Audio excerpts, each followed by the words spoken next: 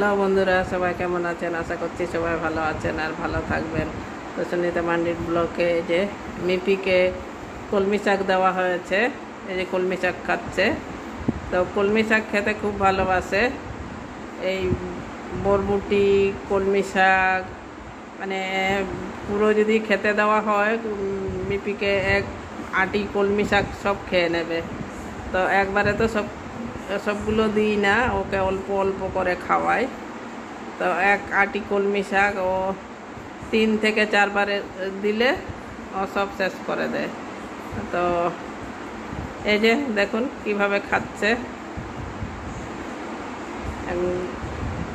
গাজরও একটা গাজর একবারে খেয়ে নেয়। আর কলমি শাক দেওয়া আছে। বন্ধুরা, যদি ভালো লেগে থাকে অবশ্যই মিপির জন্য একটা লাইক, আর এবং চ্যানেলে নতুন হলে সাবস্ক্রাইব করবেন, আর মিপির জন্য একটা কমেন্ট করে